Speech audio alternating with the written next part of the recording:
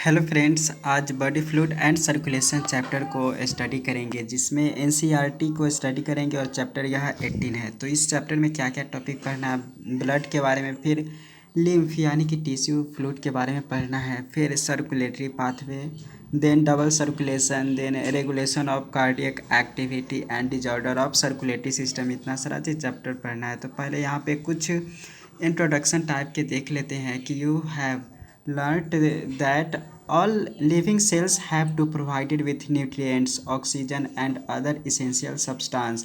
तो ये चीज़ हम जान चुके हैं कि सारे लिविंग ऑर्गेनिज्म को nutrients, oxygen and other essential substance वो प्रोवाइडेड किया जाता है। एल्सो द वेस्ट और हार्मफुल सब्सटेंसेस प्रोड्यूस्ड, और कुछ हार्मफुल और वेस्ट जो होते हैं, हार्मफुल वेस्ट प्रोड्यूस्ड होते हैं, have to remove continuously for healthy functioning of tissue. It is there for essential to have efficient mechanism for the movement of the substances to the cells and from the cells. तो यहाँ पे cell से लेकर sales तक ये हर तरह के mechanism को प्रोवाइड किया जाता है, मूवमेंट से लेकर। Different groups of animal have evolve different methods for this transport. तो बहुत तरह के जो होते हैं groups of animal evolve different method for this, इस तरह के ट्रांसपोर्ट के लिए अलग अलग मेथड है। जैसे यहाँ पे देखेंगे, जैसे स्पॉन्जेज और सिलोन्ट्रेट्स में, स्पॉन्जेज and सिलोन्ट्रेट्स circulate water from their surrounding through their body cavities to facilitate the cells to exchange the substance। यानी कि स्पॉन्जेज एंड सिलोन्ट्रेट्स में जनरल बॉडी सरफेस, यानी कि जो उसका बॉडी सरफेस होता है उसके द्वारा वे ट्रांसपोर्ट होते हैं। More complex organism use special fluid within their bodies to transport such materials. तो इस तरह के यहाँ पे है। More complex organism use a special fluid with their bodies to transport such materials. तो इसमें बात करते हैं ब्लड। तो यहाँ पे है जो blood is the most commonly used body fluid by most of higher organism including human for this purpose. Blood है वह बॉडी, ऐसा बॉडी फ्लूइड है जो इस तरह के काम करने में मदद करते हैं, ह्यूमन से लेकर हायर ऑर्गेनिज्म में। अनदर बॉडी फ्लूइड जो है वह लिम्फ है। Lymph also help in the transport of certain substances. इस चैप्टर में हम लोग जानेंगे ब्लड की कंपोजिशन के बारे में और कुछ उसके प्रॉपर्टीज़ के बारे में भी देखेंगे, एंड मैकेनिज्म कैसे काम करता है सर्कुलेशन में वो भी देखेंगे। अब सबसे पहले ब्लड देख लेते हैं। Blood is special fluid connected tissue consisting of a fluid matrix, plasma and formed element. तो ब्लड एक तरह का कनेक्टिव टिश्यू है जिसमें fluid matrix, plasma and formed element होते हैं।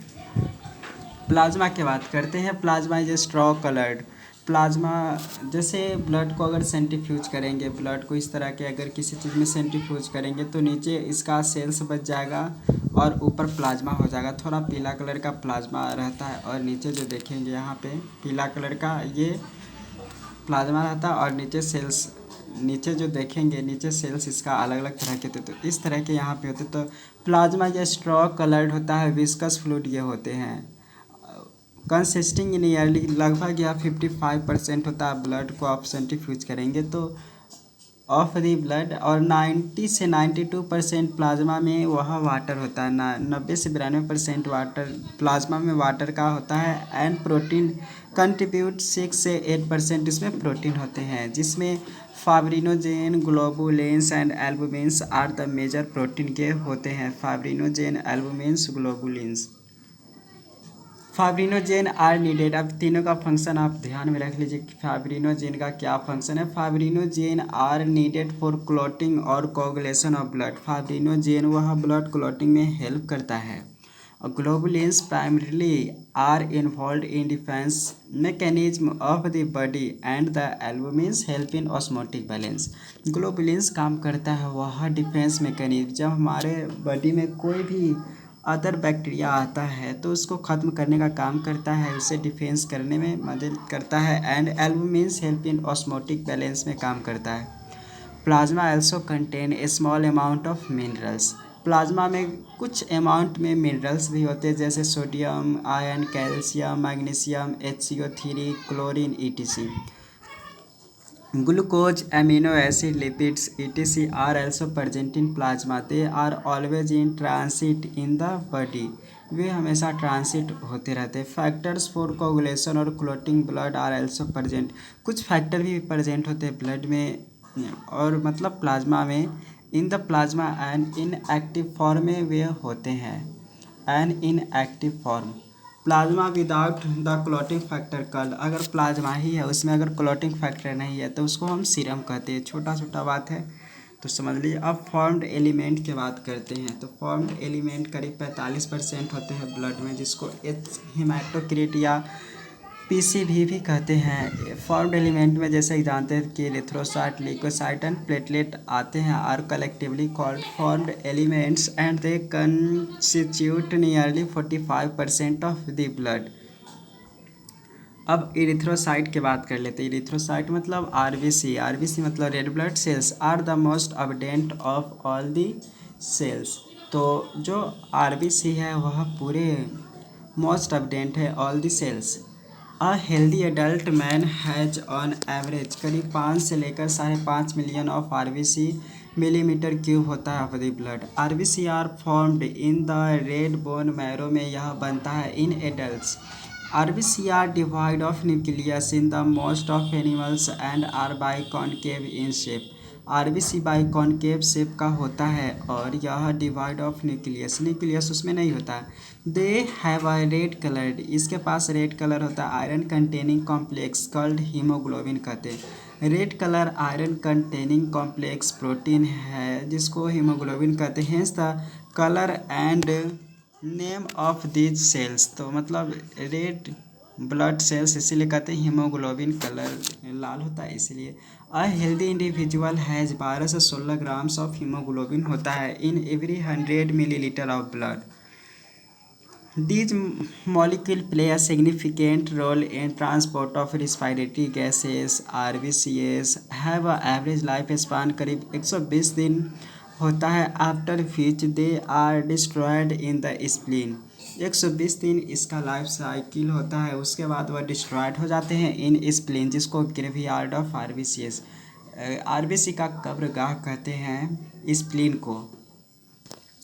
अब ल्यूकोसाइट की बात करते हैं. Leukocyte are also known as white blood cells as they are colourless due to lack of haemoglobin. उसमें हीमोग्लोबिन नहीं होने के कारण वह कलरलेस होते हैं. They are nucleated. ये न्यूक्लिएटेड होते हैं relatively lesser in number of which average. और उसके पास एवरेज कितना संख्या होता है? कम संख्या 6000 से 8000 मिलीमीटर क्यूब होते हैं of blood. Leukocyte are generally short life. Leukocyte यह कुछ ही समय तक इसका लाइफ स्पान होते हैं. We have two main categories of WBC. एक ग्रेनुलोसाइट होता है, एक ग्रेनुलोसाइट होता है. ग्रेनुलोसाइट में न्यूट्रोफिल, यूसिनोफिल एंड बेसोफिल्स आते हैं. Are different types of granulocyte. ये तीनों ग्रेनुलोसाइट्स में आते हैं. उसके बाद white lymphocyte and monocyte are agranulocyte ये होते हैं. Neutrophil are the most abundant. Neutrophil करीब 60 से 65% होता है टोटल डब्ल्यूबीसी का. बेसोफिल जो होता है वह सबसे कम अमाउंट में होता है. न्यूट्रोफिल ज़्यादा और बेसोफिल कम, जिसका अमाउंट 0.5 से 1% होता है among them. Neutrophil and monocyte ये दोनों काम क्या करते हैं? न्यूट्रोफिल मोनोसाइट यह दोनों.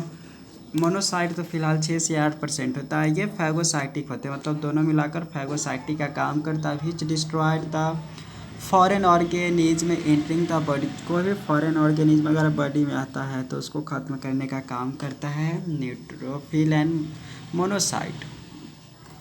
बेसोफिल सिक्रेट हिस्टामिन को सिक्रेट करता है. सेरोटोनिन को सिक्रेट करता है. Heparin etc are involve in inflammatory reaction में ये इन्वॉल्व होते हैं. यूसिनोफिल 2 से 3% होता है. Resist infection and are also associated with allergic reaction. ये एलर्जिक रिएक्शन में भी काम करते हैं. यहाँ पे है बेसोफिल सिक्रेट. बेसोफिल क्या काम करता है? सिक्रेट करता है हिस्टामिन को, सेरोटोनिन को, हेपेरिन को, ईटीसी. और ये सब इन्फ्लामेटरी रिएक्शन में इन्वॉल्व होता है. यूसिनोफिल करीब 2 से 3% होता है. ये resist infection and are also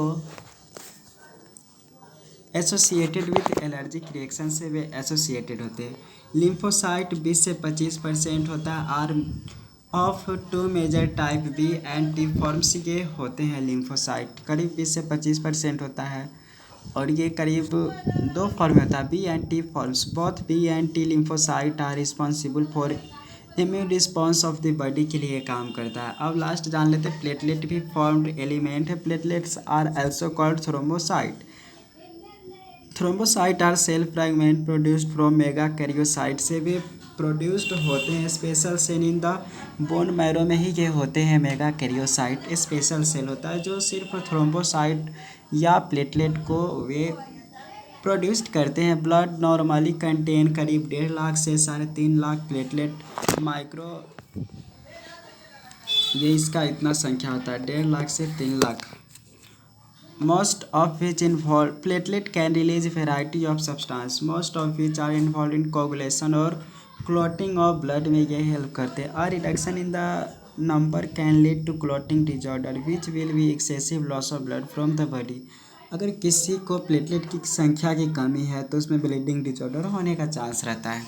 यहाँ पे शेप भी देख सकते हैं कैसा होता है। आरबीसी तो लगभग सर्कुलर या ओवल होते हैं या बाइकॉनकेव ही होते हैं। वे प्लेटलेट देख सकते हैं कितना छोटा छोटा है, मतलब आरबीसी से छोटा प्लेटलेट दिखाई दे रहा है। यूसिनोफिल में देख रहे हैं कि इसमें किस तरह का ये है, ये 2 आई जैसा दिखाई दे रहा है। और फिर बेसोफिल यह ब्लूइश कलर का होता है, इस जो कि सर्कुलर होता है। मतलब न्यूट्रोफिल देख रहे हैं, फिर मोनोसाइट देख रहे हैं and then T lymphocyte B lymphocyte को देख सकते हैं।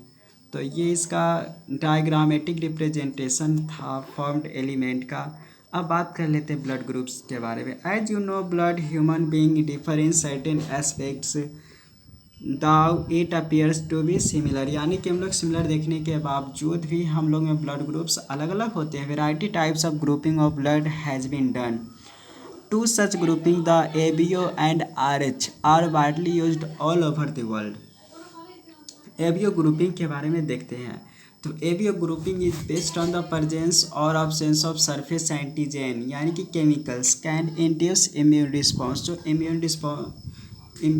इंड्यूस इम्यून रिस्पॉन्स को करते हैं, यानी कि एंटीजन सरफेस पर प्रेजेंट के हिसाब से ही हम एबीओ ग्रुपिंग करते हैं on the RBCs namely A and B. Similarly the plasma different individual two natural antibodies भी प्रेजेंट होते हैं। ये जो protein produced in response to antigen, protein produced होते हैं antibodies.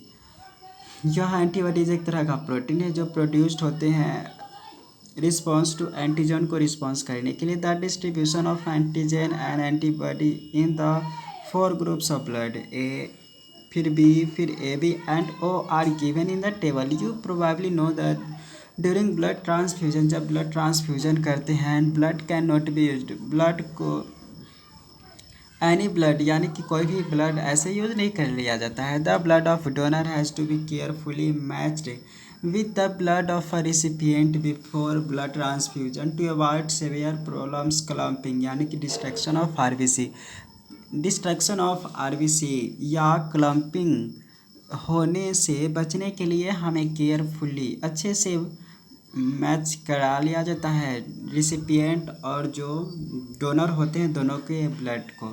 The donors compatibility is also show in the table, यानी कि यहाँ पे बताया जा रहा है।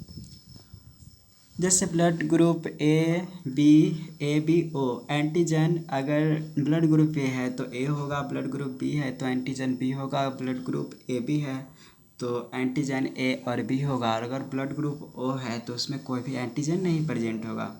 फिर एंटीबॉडीज ए के अगेंस्ट एंटी बी बनता है, फिर बी के अगेंस्ट एंटी ए बनता है, ए बी के अगेंस्ट एंटी कोई नहीं बनता है, और जो ओ ब्लड ग्रुप होते हैं उसके एंटी ए और बी दोनों होते हैं।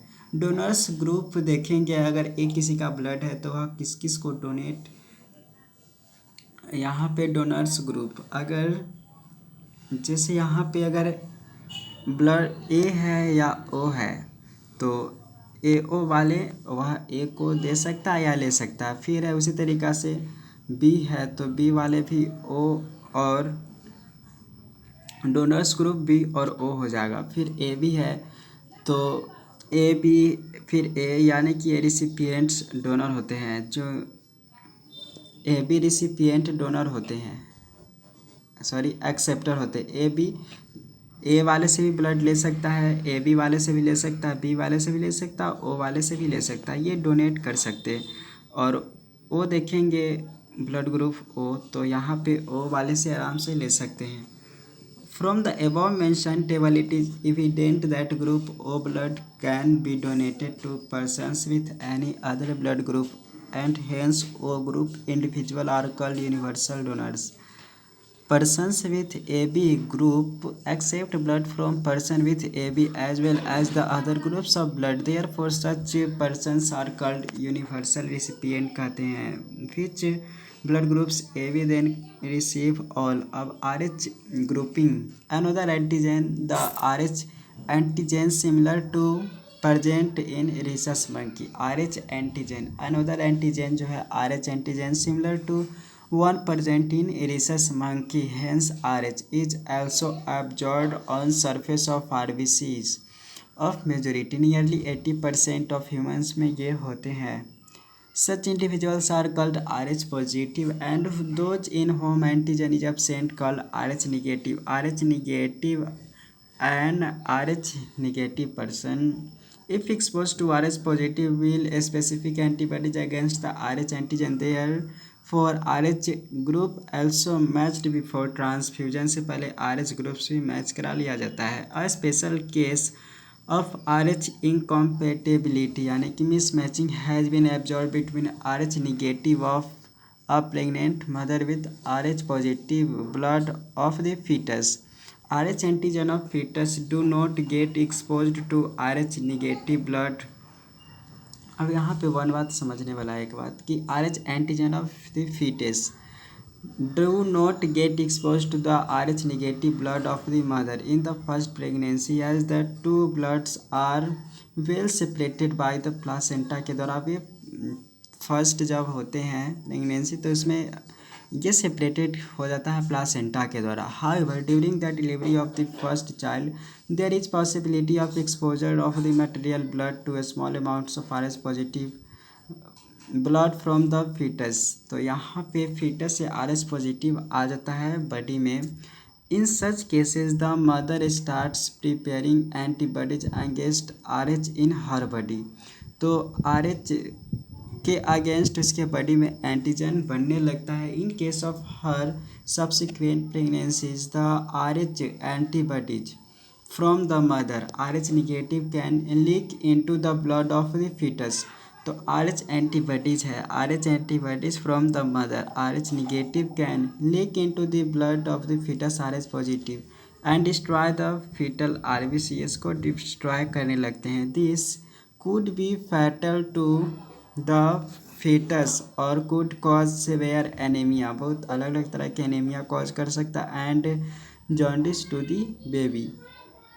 तो this condition called erythroblastosis fetalis कहते हैं। This can be avoided administrating RH antibodies to mother immediately after the delivery of first child. के बाद उसको RH एंटीबॉडीज़ इमीडिएटली दे दिया जाएगा तो इससे बचा जा सकता है। आप कोगुलेशन ऑफ ब्लड की बात करते हैं। You know that when cut your fingers or hurt herself, your wound does not continue to bleed for a long time. Usually the blood stops flowing after some times. Blood बहना बंद हो जाता है after कुछ समय के बाद। Do you know why? Blood exhibits coagulation or clotting in response to an injury or trauma. This is a mechanism to prevent excessive loss of blood from the body. You would have observed a dark reddish brown scum, यानी कि हम लोग dark reddish brown scum देखते होंगे जहाँ पे cut जाता है वहाँ पे ब्लड को क्लॉट होने के बाद at the site of cut और injury over a period of time, कुछ समय के बाद ऐसा देखने को मिलता है। It is clot.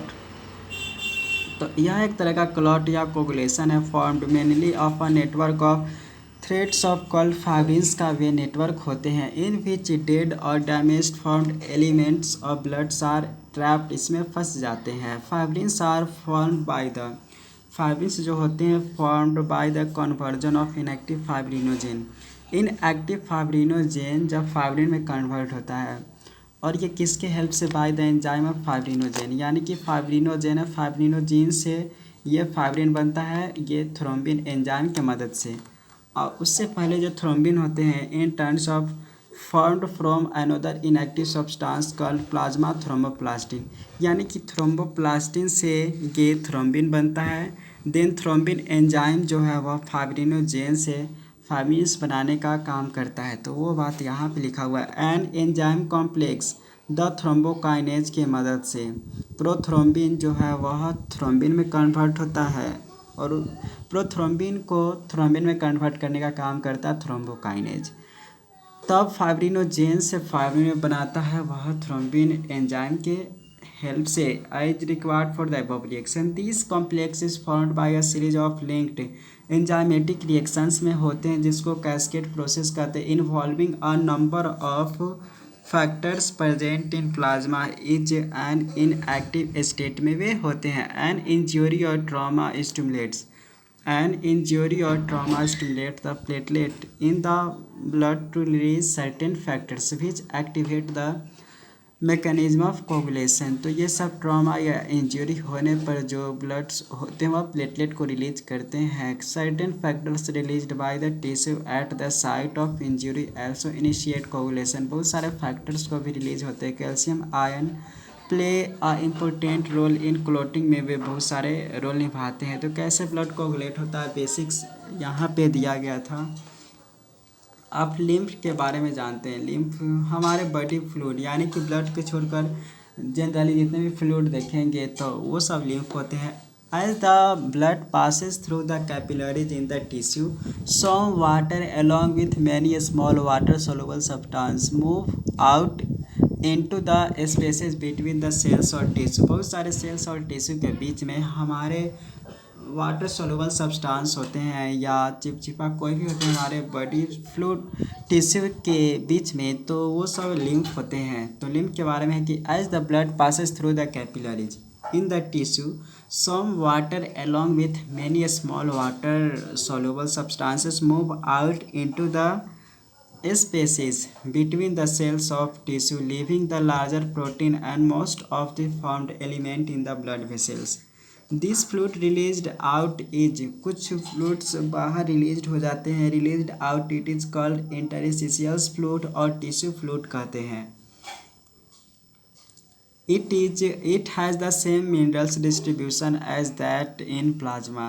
उसमें सेम मिनरल्स होते हैं जैसा कि प्लाज्मा में कंपोजिशन जो मिनरल्स का होता है उसी तरीक़ा से बॉडी फ्लूइड में भी होते हैं। Exchange of nutrients gases etc between the blood and the cells always occurs through this fluid. वे हमेशा इस फ्लूइड के बीच में ट्रांसपोर्ट होते रहते हैं। An elaborate network of cells called lymphatic system. और वही हमारे बॉडी में पूरा जैसे जैसे ये हमारा कैपिलरीज में जैसे हो गया वेसल्स और चाहे जितने भी सारे वेन है या आर्टरी है, जिस तरीके से ये नेटवर्क बना हुआ पूरा बॉडी में, उसी तरीक़ा से लिम्फेटिक सिस्टम भी बना होता है जिसमें बहुत सारे लिम्फ ये होते हैं। Called the lymphatic system collect this fluid and drains it back to the major veins के पास जाता है। The fluid present in the lymphatic system is called lymph, उसको कहते हैं। lymph जो होते हैं वह कलरलेस फ्लूइड होते हैं containing specialized lymphocyte। वहाँ पे lymphocyte होते हैं, बहुत सारे lymphocyte होते हैं lymph में, which are responsible for immune response of the body के लिए वहाँ होते हैं। lymph is also an important carrier for nutrients, hormone etc। Fats are absorbed through lymph in the lacteal present in the intestinal villi। तो fats जो होते हैं are absorbed through lymph in the lacteals present in the intestinal villi में वे होते हैं। अब circulatory pathway fats are absorbed through lymph, वो फैट जो होते हैं वह लिम्फ के थ्रू एब्जॉर्ब होते हैं। लिम्फ जो प्रेजेंट होता है वह lymph in the lacteal present in intestinal villi के लैक्टियल्स जो होते हैं स्ट्रक्चर उसमें लिम्फ प्रेजेंट होते हैं जहाँ पे फैट्स का फैट एब्जॉर्ब होते हैं। अब सर्कुलेटरी सिस्टम की बात करते हैं। Circulatory system the circulatory pattern are of two type, एक ओपन होता है एक क्लोज होते हैं। ओपन सर्कुलेटरी सिस्टम जो होते हैं प्रेजेंट होता है आर्थ्रोपोडा में एंड मोलस्का में, जिसमें in which blood pumped by heart passes through large vessels into open space. Blood जो पंप होते हैं वह लार्ज वेसल्स जो कि ओपन होते हैं वहाँ स्पेस के पास चला जाता है, जिसको बॉडी कैविटी कॉल्ड साइनसेस कहते हैं। और उसके बाद annelid and chordate have a closed circulatory system होते हैं in which the blood pumped by heart is always circulated through a close network of blood vessels. Blood vessels का close network होता है, हमेशा उसके द्वारा पास होते रहते। This pattern is considered to be more advantageous as the flow of fluid. तो this pattern होते हैं, this pattern is more considered to be more advantageous as the flow of a fluid can be more precisely regulated वे होते रहते हैं। तो यहाँ पे देख लिए कि close circulatory system in which blood pumped by heart is always circulated through a close network of blood vessels. This pattern is considered to more advantageous है। अब यहाँ पे देखते हैं कुछ ऑल वर्टिब्रेट्स पॉसेस, मतलब हर तरह के वर्टिब्रेट्स के पास मस्कुलर चैम्बर हार्ट प्रेजेंट होता है। फिशेस हैव 2 चैम्बर हार्ट होते हैं, एक एट्रियम और एक वेंट्रिकल होते हैं। एम्फीबिया के पास, एम्फीबिया रेप्टाइल्स में क्रोकोडाइल के छोड़कर जितने भी सारे रेप्टाइल्स हैं और एम्फीबिया है उसके पास 3 चैम्बर हार्ट होते हैं। उसके पास 2 एट्रिया होते हैं एंड एक सिंगल वेंट्रिकल होते हैं। Whereas crocodile bird and mammals possess 4 chamber heart, 2 atria और 2 वेंट्रिकल होते हैं। In fishes the heart pumps, fish में जो 2 चैम्बर होते हैं फिश में कैसे होते हैं, तो in fishes the heart pump out deoxygenated blood. In fishes the heart pump out deoxygenated blood which is oxygenated by the gills. जो गिल्स के द्वारा ऑक्सीजनेटेड हो चुका रहता है वह हार्ट के द्वारा डीऑक्सीजनेटेड ब्लड पास कर लिया जाता है and supplied to the body parts whereas deoxygenated blood is return to the heart. तो फिर से डीऑक्सीजनेटेड ब्लड हार्ट के पास आता है, तो इसमें इस तरीके से सिंगल सर्कुलेशन होते हैं। तो यहाँ पे बताया जा रहा है कि in fishes the heart pump out deoxygenated blood which is oxygenated by the gills के द्वारा वह ऑक्सीजनेटेड होते हैं और फिर ऑक्सीजनेटेड होने के बाद पूरे बॉडी के पार्ट्स में जाता है, जहाँ से फिर डीऑक्सीजनेटेड ब्लड आता है हार्ट के पास और गिल्स के द्वारा वे ऐसे ही उसका सर्कुलेशन होते रहता है। अब उसके बाद यहाँ पे है कि उसमें बस इस तरीके से सिंगल सर्कुलेशन होते हैं। फिर है in amphibia and reptiles left atrium receive oxygenated blood from the gills lungs skin. Left atrium में गिल्स के द्वारा, स्किन के द्वारा या लंग्स के द्वारा आता है oxygenated blood and the right atrium gets. तो लेफ्ट एट्रियम में ऑक्सीजनेटेड ब्लड आता है और right atrium gets the deoxygenated blood from other body parts. तो राइट एट्रियम में सभी मतलब जितने भी सारे बॉडी पार्ट्स हैं वहाँ से डीऑक्सीजनेटेड ब्लड को कलेक्ट करता है।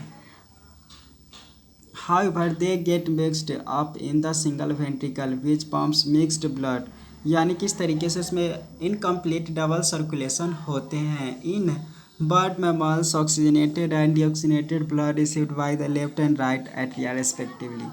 तो यहाँ तक तो समझ गए कैसे होता। और बर्ड मैमल्स की बात कर लेते हैं। Oxygenated and deoxygenated blood received by the left, oxygenated जो होते हैं वह लेफ्ट एट्रिया में आता है ब्लड और राइट एट्रिया में डीऑक्सीजनेटेड ब्लड आता है। Present on to the ventricles of the same side, ventricle उसके जस्ट नीचे प्रेजेंट होते हैं।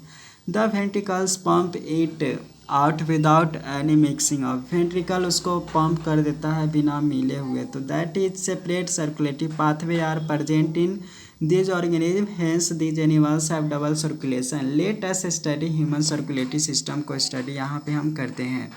Human circulatory system, human circulatory system also called the blood vascular system consist of a muscular chamber heart, उसके पास होते हैं a network of closed branching blood vessels and the blood होते हैं the fluid which is circulated, उसमें होते रहता है। Heart is mesodermally derived organ, ये पॉइंट्स याद रख लीजिए। हार्ट जो होते हैं वह mesodermally derived organ is situated in the thoracic cavity, में वे सिचुएटेड होते हैं इन बिटवीन टू लंग्स, दो लंग्स के बीच में, थोरेसिक कैविटी के बीच प्रेजेंट होता है। Slightly tilted to the left side, वह थोड़ा सा घुमा हुआ होता है। It has the size of clenched fist, यानी कि मुट्ठी बंद कीजिए तो जितना मुट्ठी होगा उतना ही वो लगभग हार्ट होता है। It is protected by double walled membranous bag, जिसको पेरिकार्डियम कहते हैं। पेरिकार्डियम से वह प्रोटेक्टेड होते रहते हैं। इनक्लोजिंग द पेरिकार्डियल फ्लूइड, वहाँ पे पेरिकार्डियल फ्लूइड भी होते हैं दोनों लेयर के बीच में, एक एपिकार्डियम एक इंडोकार्डियम होता है, और बीच में जो होते हैं वह पेरिकार्डियल फ्लूइड होते हैं, जिसको मेसोकार्डियम कहते हैं। Our heart has 4 chamber, 2 relatively small upper chamber जिसको एट्रिया कहते हैं, एंड 2 लार्जली जो लोअर चैम्बर होते हैं उसको वेंट्रिकल कहते हैं।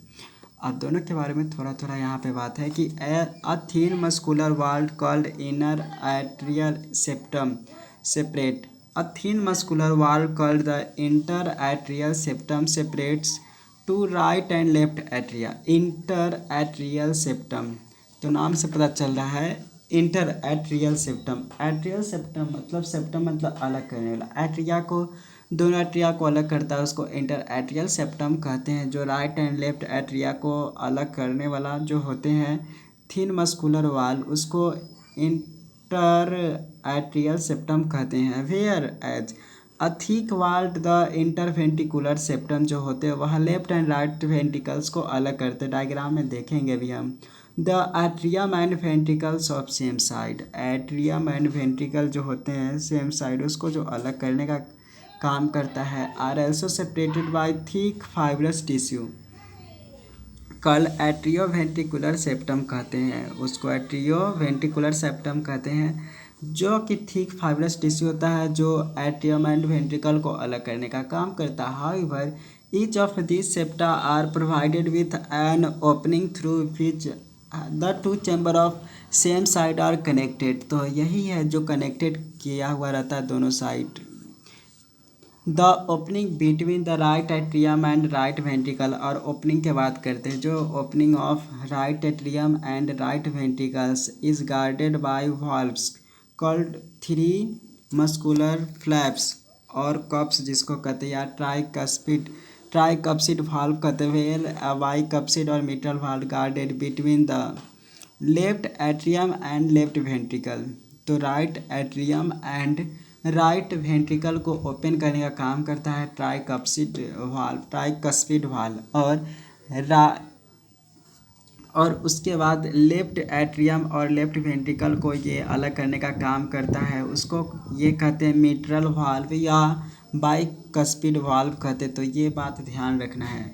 The opening of the right and left ventricles into the pulmonary artery and the aorta respectively, तो यहाँ पे और कुछ एक ख़ास बात है कि the opening of the right and left ventricle, right and left ventricle का जो ओपनिंग होते हैं, जैसा कि यहाँ पे लेफ्ट वेंट्रिकल देख रहे हैं, ओपनिंग इस साइड है और राइट वेंट्रिकल इधर है, तो लेफ्ट वेंट्रिकल और राइट वेंट्रिकल का ओपनिंग जो होते हैं, the opening of the right and left ventricle into pulmonary artery and aorta respectively are provided with the semilunar valve होते हैं, सेमिलुनार वाल्व के द्वारा वो होता है। तो पल्मोनरी आर्टरी एंड आयोर्टा, तो जो ओपनिंग राइट वेंट्रिकल होते हैं, राइट वेंट्रिकल से पल्मोनरी आर्टरी ओपनिंग होते हैं और लेफ्ट वेंट्रिकल से आयोर्टा होता है। जैसे यहाँ पर लेफ्ट साइड है तो ये आयोर्टा ओपनिंग हो गया, और पल्मोनरी आर्टरी जो होते हैं वह राइट वेंट्रिकल से ये निकलते हैं। अब डायग्राम एक बार देख लीजिए पूरा स्ट्रक्चर को, कहाँ पर कौन कौन सा स्ट्रक्चर है। जैसे यहाँ पे है आयोर्टा, फिर यहाँ पे पल्मोनरी ये है आर्टरी, फिर उसके बाद लेफ्ट एट्रियम, ये लेफ्ट एट्रियम, ये हो गया राइट एट्रियम, देख सकते हैं राइट एट्रियम यहाँ पे है। फिर साइनो एट्रियल नोड यहाँ पे कहते हैं एट्रियोवेंट्रिकुलर नोड, इसको एट्रियोवेंट्रिकुलर नोड कहते हैं यहाँ पे। फिर कॉर्डी टेंडिनी देखेंगे जो कि इस तरीके से कॉर्ड जैसा स्ट्रक्चर होते हैं, राइट वेंट्रिकल यहाँ पे, लेफ्ट वेंट्रिकल यहाँ पे है, बंडल ऑफ फिज इस तरीके से होते हैं, हार्ट में ये धागा की तरह होते हैं लेफ्ट वेंट्रिकल। और फिर इंटरवेंट्रिकुलर सेप्टम, यहाँ पे देख सकते हैं ये अलग अलग वेंट्रिकल को ही अलग करते हैं और यहाँ पे ऐसे रहना चाहिए था इंटर एट्रिकुलर सेप्टम। तो यहाँ अब अपेक्स यहाँ पे है और वेना कवा स्ट्रक्चर उस साइड देख रहे हैं। यही सब स्ट्रक्चर है समझने के लिए। Pulmonary artery and the outer respectively होते हैं provided with the semilunar valve के द्वारा वे ओपन होते हैं। The valves in the heart allow the flow of blood only one direction, जो उसके वाल्व्स होते हैं वह अलाउ करता है सिर्फ एक ही डायरेक्शन में ब्लड फ्लो होने का, that is from atria to ventricle and from ventricles to the pulmonary artery. Atria से वेंट्रिकल के पास आता है, फिर वेंट्रिकल से वह चला जाता है पल्मोनरी आर्टरी में या आयोर्टा में। These valves prevent any backward flow को प्रिवेंट करने का काम करता है। The entire heart is made up of cardiac muscles, heart के जितने भी सारे अंदर वाले पार्ट्स होते हैं, entire heart is made up of cardiac muscles. The wall of ventricle are much thicker than that of atria, तो जो वाल होते हैं वेंट्रिकल का वह बहुत ही ज़्यादा थिक होते हैं, मतलब थिक मतलब कहने का अर्थ मोटा हो गया, देन द आर्ट्रिया के कंपेरिजन में। A specialised cardiac musculature called the nodal tissue, और उसके पास कार्डियक मस्कुलेचर होते हैं जिसको नोडल टिश्यू कहते हैं, is distributed in the heart, जो कि सिर्फ हार्ट में ही डिस्ट्रीब्यूटेड होते हैं, वहाँ पे कार्डियक मस्कुलेचर है। A patch of this tissue is present in the right upper corner of right atrium, जिसको साइनो एट्रियल नोड कहते हैं, जो राइट साइड के राइट अपर कॉर्नर पर ऑफ द राइट एट्रियम के राइट साइड और ऊपर कॉर्नर पे प्रेजेंट होता है, जिसको साइनो एट्रियल नोड कहते हैं। साइनो एट्रियल नोड एक तरह का नोडल टिश्यू है। Another mass of this tissue is seen in the lower left corner of right atrium, और इस तरह की चीज़ आप राइट एट्रियम के ही लोअर साइड और लेफ्ट में आप देखेंगे तो होते हैं। Right atrium close to atrioventricular septum के क्लोज होते हैं, जिसको एट्रियोवेंट्रिकुलर यहाँ पे नोड कहते हैं। एक SA नोड एक AV नोड देख रहे हैं, यानी कि साइनो एट्रियल नोड फिर उसके बाद है atrioventricular node. A bundle of nodal fibres atrioventricular bundles, उसके बाद यहाँ पे है कि ए bundle of nodal fibres atrioventricular bundle continues from the AVN which passes through a atrioventricular septa to emerge on the top of interventricular septum and immediately divide into right and left bundles में वह divided हो जाते हैं। जो AVN है वह नीचे की साइड जाकर दो भाग में डिवाइड हो जाते हैं। These branches give rise to minute fibers throughout the ventriculars musculature of respective side, दोनों साइड में चले जाते हैं, जिसको पुरकिंजे फाइबर कहते हैं। तो पुरकिंजे फाइबर है जो कि AV नोड से वह डिराइव्ड होते हैं। This fibres along with right and left bundles are known as bundle of His, तो वहाँ पे है कि this fibres along with right and left bundles are known as bundle of His कहते हैं। The nodal musculature has the ability to generate action potential, तो nodal musculature के पास ये एबिलिटी होता है जनरेट एक्शन पोटेंशियल को विदाउट एनी एक्सटर्नल स्टिमुलाई के, दैट इज ऑटो एक्साइटेबल, ये होते हैं हमारा heart. How ever the number of action potential that could be generated in a minute very at different parts, तो however the number of action potential that could be generated in a minute vary at different parts of the nodal system. The SA node can generate the maximum number of action potential, करीब 70 से 75 per minute, यानी कि वह 70 से 75 वह generate करता है। Number of action potential that is 70-75 minute inverse and responsible for initiating and maintaining the rhythmic contractile activity of heart। और यही जो होते हैं मेंटेन करते rhythmic contractile activity of the heart, therefore it is called the pacemaker. इसलिए कहते हैं pacemaker S A node को। S A can generate, S A N के बारे में कि the S A N can generate the maximum number of action potential that is 70 से 75 minute inverse and is responsible for initiating and maintaining the rhythmic contractile activity of the heart, therefore it is called pacemaker. कहते our heart normally beat 70 से 75 times in a minute, average बात करेंगे तो 72 minute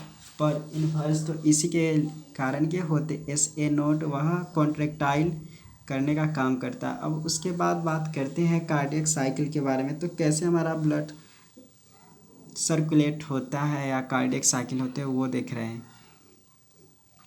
how does the heart function, heart कैसे काम करता है। Let us took a look to begin with all the 4 chambers of heart are in relaxed state. हमारा जो होते हैं सबसे पहले चारों चैम्बर रिलैक्स्ड स्टेट में होते हैं। दे आर ज्वाइंट डायस्टोल, जब चारों चैम्बर एकदम मतलब रिलैक्स स्टेट में होते तो उसको ज्वाइंट डायस्टोल कहते हैं। As the tricuspid and bicuspid valves are open होते हैं। जैसे ही यहाँ पे tricuspid and bicuspid valves open होते हैं, blood from the pulmonary veins and vena cava, pulmonary veins and vena cava respectively. जब ट्राइकस्पिड वाल्व ओपन होते हैं तो ब्लड आता है वेन कावा से, और जब बाइकस्पिड वाल्व ओपन होते तो जब ट्राइकस्पिड वाल्व ओपन होते तो वह पल्मोनरी वेन से आता है ब्लड, और बाइकस्पिड वाल्व ओपन होते तो वह वेन कावा से आता है। Flow into the left and right ventricle respectively through the left and right atria. Left and right atria के हेल्प से ब्लड कहाँ पर आ जाता है, लेफ्ट एंड राइट वेंट्रिकल्स में। The semilunar valves are closed at this stage. तो semilunar valve होते वह उस समय क्लोज्ड होते हैं। The S A N sinoatrial node now generate an action potential which stimulate both the atria undergo stimulation of contraction. तब S A node जो होते हैं वह जनरेट करता है एक्शन पोटेंशियल को, जो यहाँ पे जो होते हैं एट्रिया, दोनों एट्रिया को वह कॉन्ट्रैक्ट करने के काम करता है, जिसको एट्रियोल सिस्टोल कहते हैं। This increase the blood flow, वह ब्लड फ्लो को बढ़ाता है into the ventricles by about 50%, वहाँ पे जो होते 30% वह इंक्रीज कर देता है। The action potential is conducted by ventricular side by AVN। तो वहाँ पे जो action potential is conducted by ventricular side by AVN and AV bundles from where the bundle of His. तो यहाँ पे है कि एक्शन पोटेंशियल कंडक्ट किसके द्वारा आता है, वेंट्रिकुलर साइड होते हैं वह बाय द AVN के द्वारा, and AV bundles from where the bundle of His transmit it through the entire ventricular musculature को वह ट्रांसमिट करता है। This cause the ventricular muscles to contract. तो this cause the ventricular muscles contract करने का काम करता है, जिसको वेंट्रिकुलर सिस्टोल कहते हैं। द एट्रिया अंडरगोज रिलैक्सेशन, उसके बाद एट्रिया है वह रिलैक्सेशन कराता है, जिसको डायस्टोल कहते हैं। Coinciding with the ventricular systole कहते हैं।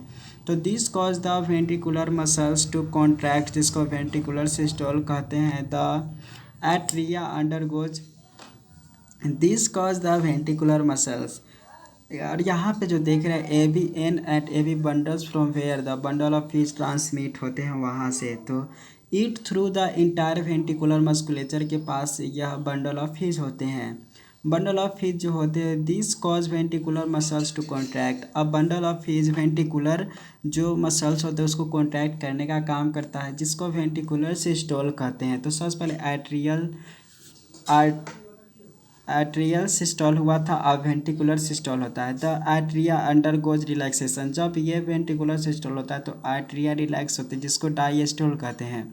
Coinciding with the ventricular systole, तो ये दोनों एक साथ होते हैं। जब एट्रिया सिस्टोल होते हैं तो वेंट्रिकुलर डायस्टोल होते हैं। अब यहाँ पे है कि ventricular systole increase the ventricular pressure cause the closure of tricuspid valve, जैसे वेंट्रिकुलर सिस्टोल होते तो उसके प्रेशर से tricuspid valve and bicuspid valve वह क्लोजर हो जाते हैं due to attempt back flow of blood into the atria, ताकि एट्रिया के पास ब्लड न जा सके फिर से, तो इसलिए बाइकस्पिड एंड ट्राइकस्पिड वाल्व यह बंद हो जाते हैं। एज द वेंट्रिकुलर प्रेशर, जैसे ही वेंट्रिकुलर प्रेशर इंक्रीज करता further the semilunar valves guarding the pulmonary artery, जिसको राइट साइड में ये होते तो ventricular pressure increase further the semilunar valves guarding the pulmonary artery, जिसको राइट साइड में ये होते हैं राइट साइड में, and aorta left first open भी हो जाते हैं। तो यहाँ पे कुछ और बात है, semilunar valve guarding the pulmonary artery जो राइट साइड में होते हैं और आयोटा लेफ्ट साइड में आर फर्स्ट ओपन, वह ओपन हो जाते हैं, allowing the blood in the ventricles to flow through these vessels into circulatory pathway. तो वेंट्रिकुलर वेसल्स मतलब वेंट्रिकुलर्स के द्वारा ये दोनों में चला जाता है ब्लड, आयोर्टा जो कि लेफ्ट साइड प्रेजेंट होता है और वेना कावा जो होता पल्मोनरी आर्टरी जो प्रेजेंट होता है वह राइट साइड में होते हैं, तो वहाँ पे चल जाता है ventricular. And the now relax ventricle, तो उसको वेंट्रिकुलर डायस्टोल कहते हैं। And ventricle pressure falls causing the closure of semilunar valve, जब वेंट्रिकुलर प्रेशर गिरता है मतलब कम होता है तो सेमिलुनार वाल्व क्लोज हो जाते हैं, which prevent the back flow of blood into the ventricles, में ब्लड आने से रोकने का काम करता है। As the ventricular pressure are declines further the tricuspid and bicuspid, जो बाइकस्पिड वाल्व्स होते हैं वह pushed open by the pressure in the atria exerted by the blood, तो ब्लड के द्वारा वे फिर से ओपन हो जाते हैं दोनों tricuspid and bicuspid valve which was being emptied into them by the veins, फिर से वे खाली हो जाते हैं। The blood now once again move freely to the ventricles and atria are now again relaxed. अब इस तरीके से दोनों एक साथ रिलैक्स होते हैं तो उसको डायस्टोल कहते हैं। तो द नाउ ऑन्स अगेन, एक बार ऐसा भी होता है कि moves freely to the ventricles, the ventricle and atria now again in a relaxed, जिसको ज्वाइंट डायस्टोल स्टेट कहते हैं एज अर्लियर।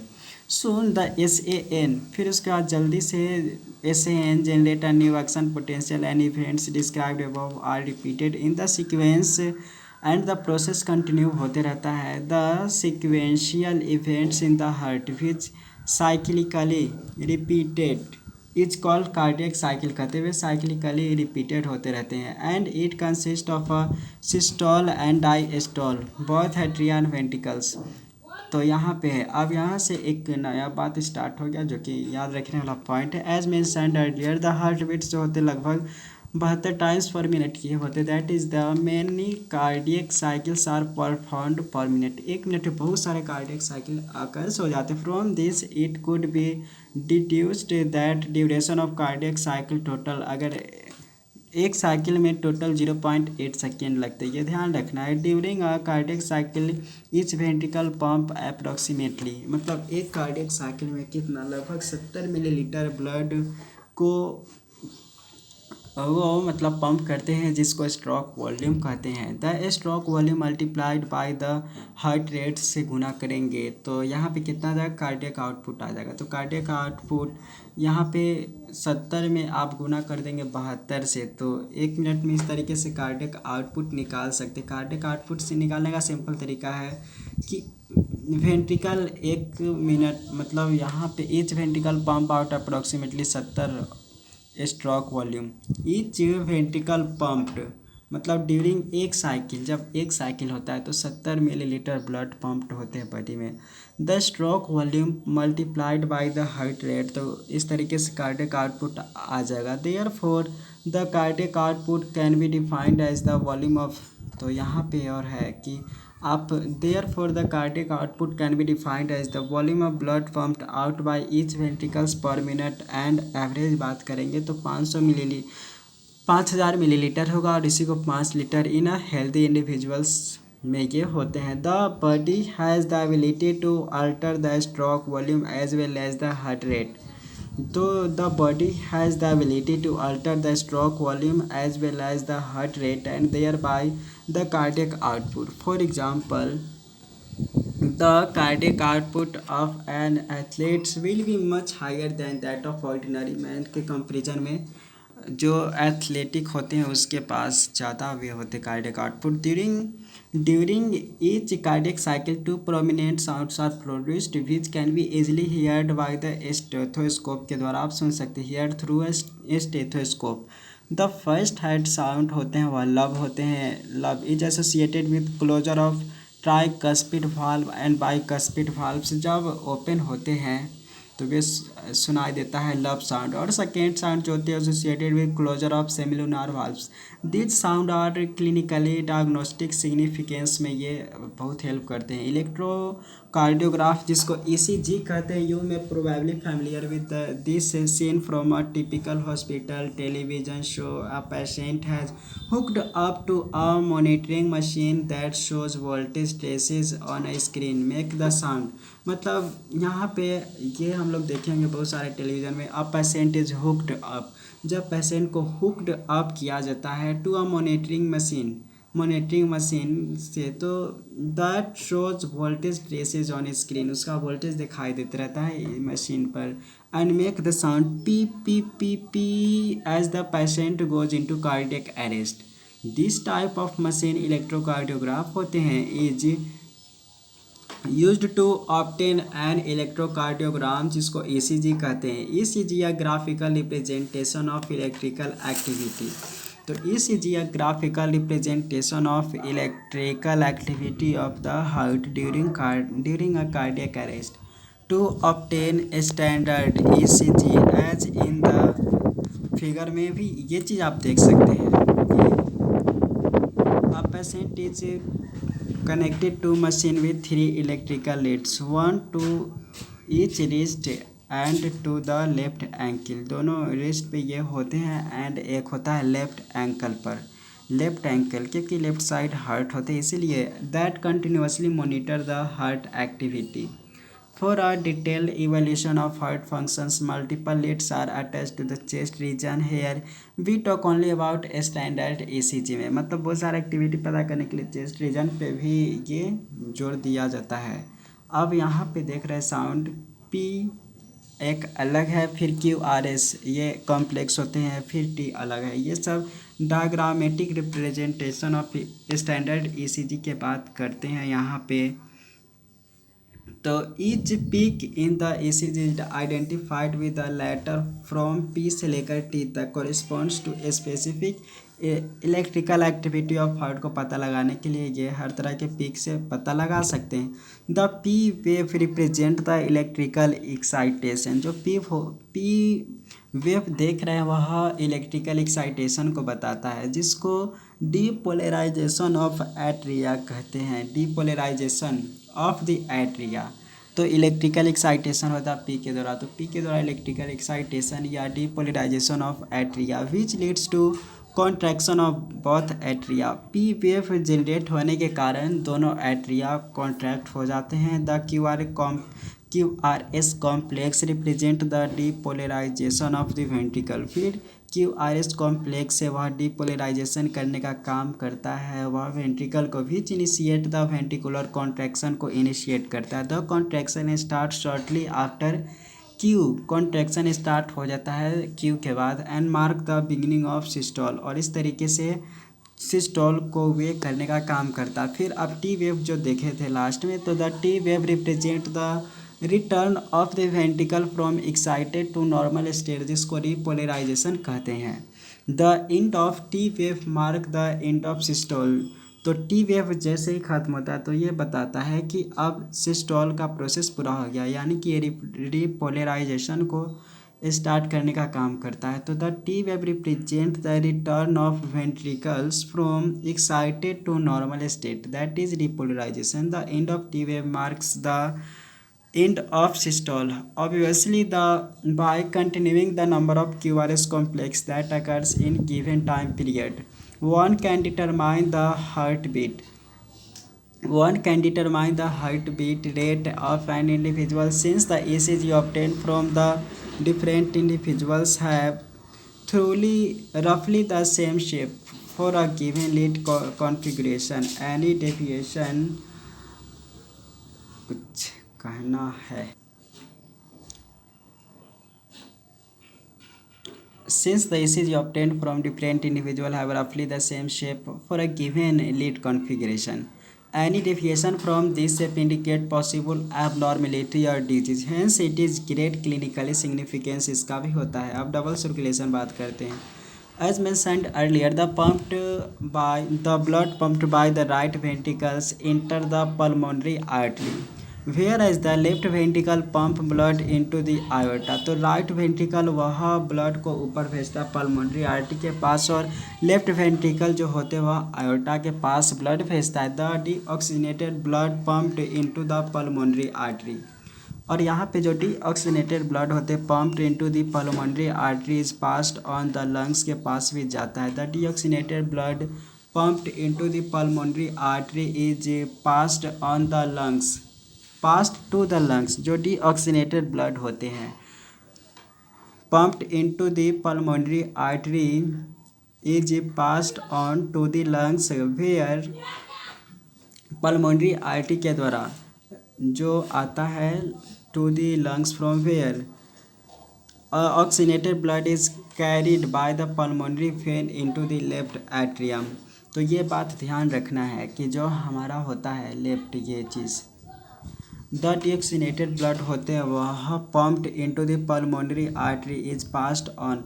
पल्मोनरी आर्टरी में जो ब्लड होता है डीऑक्सीजनेटेड लंग्स से pulmonary The deoxygenated blood pumped into the pulmonary artery is passed on to the lungs, whereas oxygenated जो blood होते हैं carried by the pulmonary vein into the left atrium के पास भी आता है। जो pulmonary vein के द्वारा लेफ्ट एट्रियम में ऑक्सीजनेटेड ब्लड आता है। This pathway constituent the pulmonary circulation, ये काम करने का काम करता है। Deoxygenated blood pulmonary artery is passed on to the lungs के पास जाता है डीऑक्सीजनेटेड ब्लड पल्मोनरी आर्टरी के द्वारा, और पल्मोनरी वेन के द्वारा ऑक्सीजनेटेड ब्लड आता है लेफ्ट एट्रियम के पास। This pathway constituent pulmonary circulation, ये दोनों मिलाकर पल्मोनरी सर्कुलेशन कहते हैं। The oxygenated blood entering the aorta is carried by a network of artery,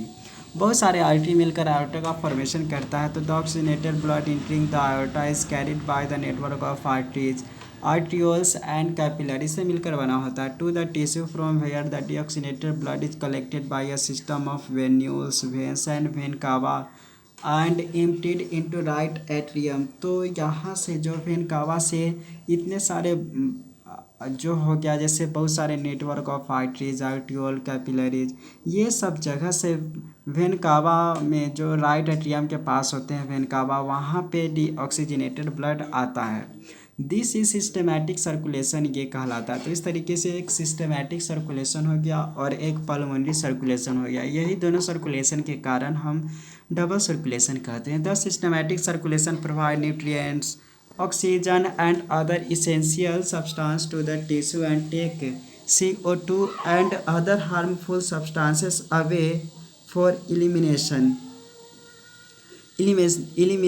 करने के लिए ये काम करता। A unique vascular connection exist between the digestive tract, ionic vascular connection जो होते हैं, ionic vascular connection exist between the digestive tract and liver called hepatic portal system. एक वास्कुलर कनेक्शन होता है जो किसके बीच में था, डाइजेस्टिव ट्रैक्ट एंड लिवर के बीच में, तो उसको हिपैटिक पोर्टल सिस्टम कहते थे। Hepatic portal vein carries blood from intestine to the liver. तो हिपैटिक पोर्टल वेन जो होते हैं वह ब्लड फ्रॉम इंटेस्टाइन से लेकर लिवर के पास जाता है before it vessels before it is derived to the systematic circulation में डिराइव्ड होने से पहले जो हिपैटिक पोर्टल वेन होते हैं वह कैरी ब्लड कहाँ से करता है, फ्रॉम इंटेस्टाइन से लेकर लीवर के पास जाने का काम करता है hepatic portal system where it is delivered to systematic circulation में जाने से पहले a special coronary system of blood vessels is present in our body exclusively. A special coronary system of blood vessels is present in our body exclusively for the circulation of blood and from the cardiac musculature. तो यह coronary system of blood vessels जो सिर्फ हमारे body में ही पाया जाता है, coronary system of blood vessels present in our body exclusively for the circulation of blood and from cardiac musculature के लिए ये अब जैसे कि डायग्राम में भी आप देख सकते हैं कि हमारा एक हो गया, दो साइकिल इसमें है, एक जैसे एक ऊपर वाला में हो गया जैसे पल्मोनरी आर्टरी ऑक्सीनेटेड ब्लड जो हार्ट वाला पार्ट से लंग्स के पास जाता है, फिर लंग्स से वे आता है हमारा लेफ्ट एट्रियम के पास। तो सॉरी यहाँ पे ऐसे है, लेफ्ट एट्रियम से यहाँ पे आता पूरा बॉडी में जाता है, फिर बॉडी पार्ट से डीऑक्सीनेटेड ब्लड राइट एट्रियम में आता है, देन उसके बाद इसको ट्रांसपोर्ट करने का काम करता है, फिर हमारा ये लंग्स से हार्ट से लंग्स में भी जाता है पल्मोनरी आर्टरी के द्वारा। तो इस तरीके से सर्कुलेशन होते रहता हमारा बॉडी में। तो यहाँ पे और भी देख सकते हैं पल्मोनरी आर्टरी लंग्स के पास ब्लड भेजता, फिर लंग्स से जो ब्लड आता है वह पल्मोनरी वेन के द्वारा हमारा लेफ्ट एट्रिया में आता, फिर लेफ्ट एट्रिया में से वे जाता है, मतलब ऐसे हमारा बॉडी पार्ट्स में। तो इस तरीके से एक ऊपर सर्कुलेशन हो गया पल्मोनरी सर्कुलेशन और नीचे होता है वह हमारा सिस्टमैटिक सर्कुलेशन होता है। और ये जो डायग्राम देख रहे हैं यह बड़ा वाला है, ये इस तरीके से ये डोर्सल आयोर्टा है और यहाँ पर पल्मोनरी वेन है, यहाँ पर ऑक्सीनेटेड ब्लड का ट्रांसपोर्ट हो रहा है और इस साइड पल्मोनरी आर्टरी और वेन कावा। तो यहाँ पे जो देख रहे हैं वह डीऑक्सीनेटेड ब्लड का ट्रांसपोर्ट हो रहा है। और यहाँ पे ये भी कुछ और बात है, जैसे यहाँ पर देख रहे हैं यह ब्लड कैपिलरीज है, कैपिलरीज, और यहाँ पे देख सकते हैं ये वेन है और ये आर्टरी है। आर्टरी का कितना छोटा यहाँ पे ल्यूमेन वाला स्ट्रक्चर होता है, इसलिए आर्टरी में ब्लड का फ्लो ज़्यादा होता है और स्मूथ ये मसल्स का होता है, ये भी स्मूथ मसल्स का होता है वेन। और यहाँ पे ल्यूमेन देख रहे हैं वह थोड़ा सा ये है, मतलब बड़ा है। अब रेगुलेशन ऑफ कार्डियक एक्टिविटी कैसे होता है, तो जानते हैं कि normal activities of heart are regulated intrinsically, मतलब intrinsically, that is auto regulated by specialised muscles, इसको नोडल टिश्यू कहते हैं। The heart is called myogenic, क्योंकि यह नोडल टिश्यू यानी कि खुद वह ऑटो रेगुलेटेड होते हैं, जिसके चलते हार्ट को मायोजेनिक कहते हैं। A special neural center in the medulla oblongata can moderate the cardiac function through autonomic nervous system. A special neural center जो होते हैं, a special neural center in the medulla oblongata can moderate the cardiac function through autonomic nervous system. autonomic nervous system से यह medulla oblongata regulate करता है neural signals through the sympathetic nervous system. Neural signals through the sympathetic nervous system, यानी कि ये भी parts of ANS can increase the rate of heart beat को rate को बढ़ाने का काम करता है। न्यूरल सिग्नल्स जैसे ही जाता है सिंपैथेटिक नर्व्स के द्वारा, can increase the rate of heart beat, the strength of ventricular contraction को ये बढ़ाता है, देयर बाय कार्डियक आउटपुट को भी बढ़ाने का काम करता है। On the other hand parasympathetic जो होते हैं neural signals another component of ANS का है parasympathetic nervous system, decrease the rate of heart beat, speed of conduction of action potential and thereby cardiac output यहाँ भी घट जाता है, डिक्रीज होता है। अब no adrenal medullary hormones can also increase cardiac output, जो एड्रिनरी मेडुलरी हार्मोन होते हैं वह बढ़ाने का काम करता है। अब डिजॉर्डर ऑफ सर्कुलेटरी सिस्टम की बात कर लेते हैं। डिजॉर्डर ऑफ सर्कुलेटरी सिस्टम है कि जैसे सबसे पहला एक हाइपरटेंशन या हाई ब्लड प्रेशर, तो hypertension is the term of blood pressure that is higher than normal, यानी कि 120 से बाई 80 से अगर ज़्यादा है तो उसको हाई बीपी कहते हैं। In this measurement 120 millimetre Hg millimetre of mercury pressure as the systolic होते हैं या पंपिंग प्रेशर, और 80 जो होते हैं 80 मिलीमीटर ऑफ मर्करी प्रेशर जो होते हैं वह डायस्टोलिक या रेस्टिंग प्रेशर होता है। If repeated checks of blood pressure of an individual 140/90 तक तो खैर ठीक है, वे हायर होते हैं। अगर इट शो और मतलब 140/90 और हायर अगर इससे ज़्यादा देखने को मिलेगा तो it show hypertension. High blood pressure leads to heart disease. High blood pressure leads to heart disease करने का काम करता है। Also affect vital organs like brain and kidney को भी अफेक्ट करता है। अब उसके बाद बात करते हैं कोरोनरी आर्टरी डिजीज, जिसको CAD कहते हैं, कोरोनरी आर्टरी डिजीज। तो इसमें क्या होते हैं कोरोनरी आर्टरी डिजीज में, ऑफन रेफर्ड टू एथेरोस्क्लेरोसिस को रेफर करता, affect the vessels that supply blood to the heart. Coronary artery disease CAD, coronary artery disease often referred to as atherosclerosis, affects the vessels को affect करता है that supply blood to the heart, जो blood supply करता है heart के पास उसको affect करता है। It cause by the deposit of calcium fat cholesterol. ये किस लिए होता है, जैसे हमारा आर्टरीज का जो ल्यूमेन होते हैं वहाँ पे कोरोनरी आर्टरी डिजीज में ये होता है, जो हमारा आर्टरीज होता है ल्यूमेन का, वह एक तो पतला होता ही है, उसमें डिपॉजिट हो जाता है calcium fat cholesterol and fibres tissue, और उसको और ज़्यादा पतला कर देता है। तो इस तरह के कोरोनरी आर्टरी डिजीज होने का खतरा रहता है। अब एंजाइना के बात करते हैं। It is also called angina pectoris कहते हैं। A symptoms of acute chest pain appears when no enough oxygen is reaching to the heart muscle. जैसे ही हार्ट मसल्स के पास अगर ऑक्सीजन सही से नहीं पहुंचेगा तो वही एंजाइना पेक्टोरिस हो जाता है। Angina can occur in men and women any age but is more common among the middle age and elderly में ये ज़्यादा होती है। It occurs due to condition that affect the blood flow को वह ज़्यादा अफेक्ट करता है। अब हार्ट फेलवर की बात करते हैं, इसमें एक आध दो शब्द का वो ध्यान रखना है। हार्ट फेलवर में क्या था, heart failure means the state of heart when it is not pumping blood effectively enough to meet the needs of our body. मतलब जितना हमारे बॉडी को ऑक्सीजन मिलना चाहिए, अगर उतना ऑक्सीजन बॉडी को नहीं मिल रहा है तो उसी को हार्ट फेलवर कहते हैं, इस तरह की डिजीज को। तो it is sometimes called congestive heart failure कहते हैं because congestion of the lungs is one of the main symptoms of this disease. The congestion of the lungs is one the main symptoms of disease. Heart failure is not the same as cardiac arrest.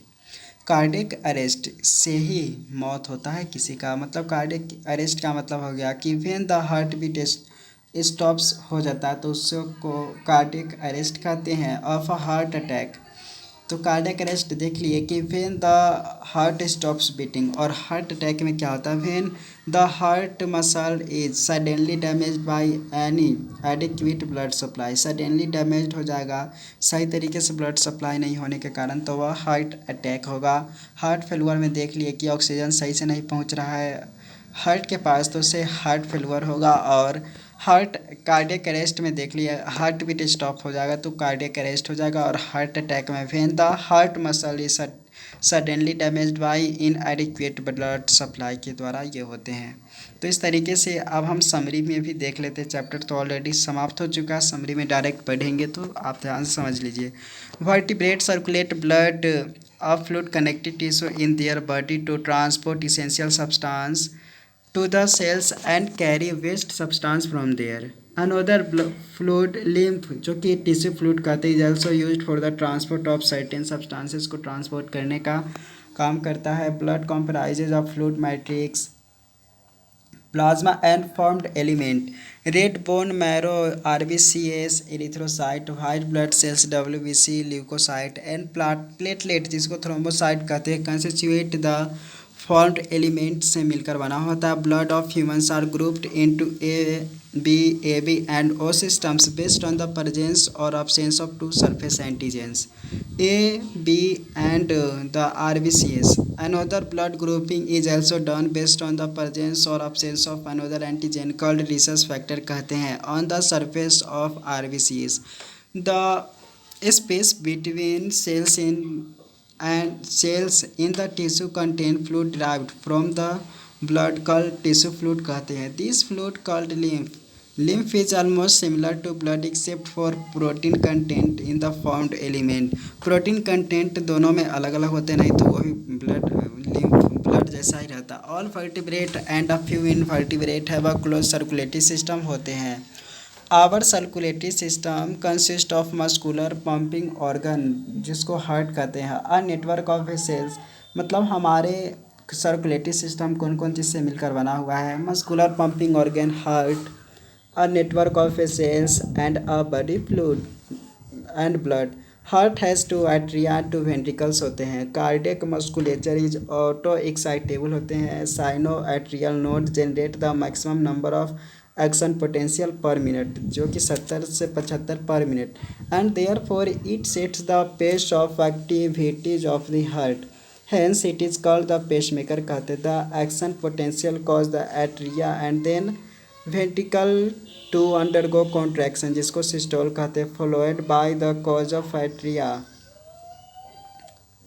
The action potential caused by the atria. Atria के द्वारा वे action potential cause होते हैं. The atria and then the ventricles to undergo contraction जिसको systole कहते हैं. Followed by the relaxation diastole. The systole forces the open to move from the blood. The systole forces the blood to move from the atria to the ventricles and pulmonary artery and aorta. The cardiac cycle is formed by the sequential event in the heart which cyclically repeated and the called cardiac cycle कहते हैं. ये सब बात already जान चुके इसलिए जल्दी जल्दी पढ़ रहे हैं. A healthy person shows 72 such cycles per minute. About 70 milliliter of blood is pumped out by each ventricle during a cardiac cycle and it is called stroke volume और beat volume कहते हैं. Volume of blood pumped out by each ventricle of a heart per minute is called cardiac output and it is equal to the product of stroke volume and heart rate. Approx 5 liter के आते हैं. The electrical activity of heart can be recorded from the body surface by using electrocardiograph and the recording is called electrocardiogram कहते हैं. which is a clinical importance होते हैं. We have a complete double circulation that is two circulatory pathways होते हैं namely pulmonary and systematic are present. The pulmonary circulation starts by the pumping of deoxygenated blood by the right ventricle which is carried to the lungs where it is oxygenated and returned to the left atrium. The systematic circulation starts with the pumping of oxygenated blood by the left ventricle. Systematic circulation start कैसे होता है जब pumping of oxygenated blood by the left ventricle to the aorta. Left ventricle से iota के पास जब blood pump होते हैं तो वहाँ पे सिस्टमेटिक सर्कुलेशन स्टार्ट होता है which is carried to all the body tissue and deoxygenated blood from there is collected by the veins and return to the right atria में आता है. Though the heart is auto excitable होते हैं. Its function can be moderate by neural and hormonal mechanism के द्वारा भी regulate होते हैं. इस तरीके से हमने देख लिया. आप एक्सरसाइज करना है तो कर सकते हैं. यहाँ पे फास्ट में बताया गया. टोटल ये चैप्टर 1 घंटा 13 मिनट में कंप्लीट हो गया. ऐसे ही पूरे चैप्टर यानी कि क्लास 11-12 के चैप्टर को पढ़ना चाहते हैं वन शॉट में तो ज़रूर सब्सक्राइब करें. Thank you so much for watching.